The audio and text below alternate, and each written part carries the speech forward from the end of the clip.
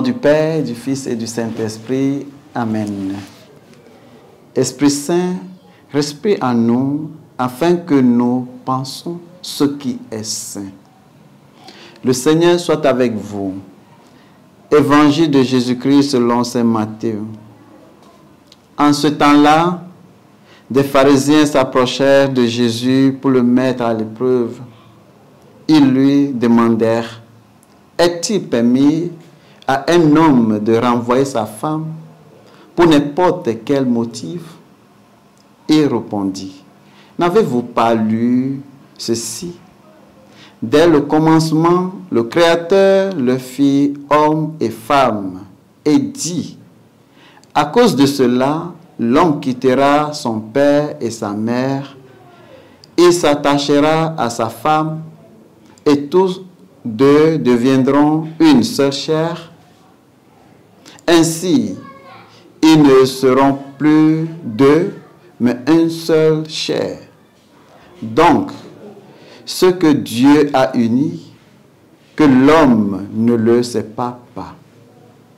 Les pharisiens lui répliquèrent: pourquoi donc Moïse a-t-il prescrit la remise d'un acte de divorce avant la réputation?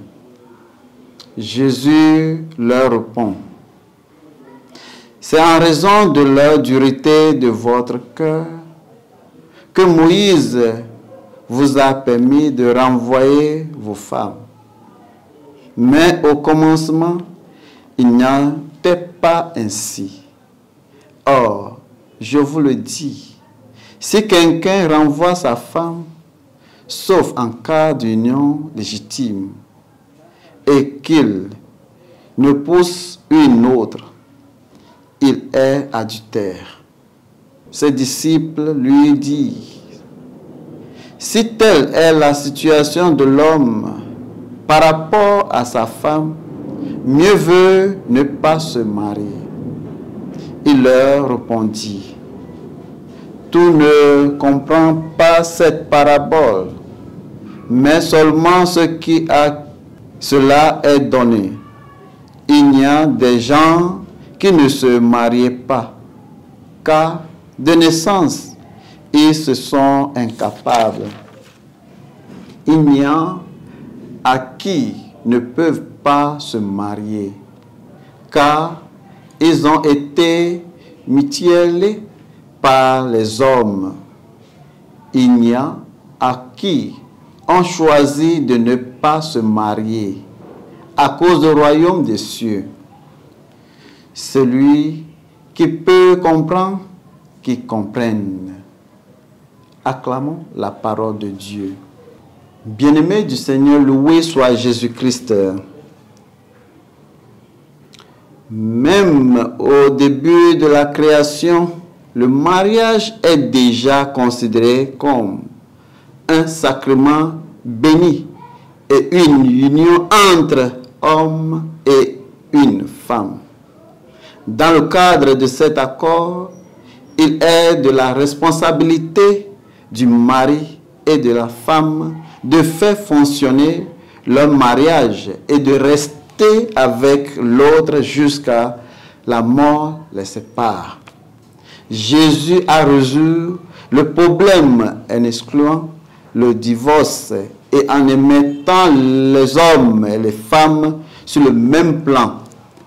Un homme ne pouvait plus choisir de divorcer sa femme, sauf pour manque de chasteté. Une telle égalisation des rapports entre les sexes était si révolutionnaire qu'elle suscita étonnement ses disciples. Le mariage que Dieu a établi a été donné avant la loi de Moïse. Or, l'alliance du Christ s'applique à tous les hommes. La loi de Dieu sur le mariage est qu'un homme et une femme soient unis pour la vie. Jésus déclare clairement que nous ne devons pas séparer dans le mariage parce que Dieu lui-même nous a unis. C'est notre obligation chrétienne de protéger le mariage au mieux de nos capacités. Le message peut être lié à la révérence pour la vie. Dans le mariage, le mari et la femme doivent toujours aimer et apprécier la vie de l'autre jusqu'à que la mort leur sépare. Et seul Dieu a le droit d'enlever la vie de quelqu'un puisque la source de tout. Jusqu'à point pouvons-nous sacrifier et préserver votre mariage jusqu'à fin de temps.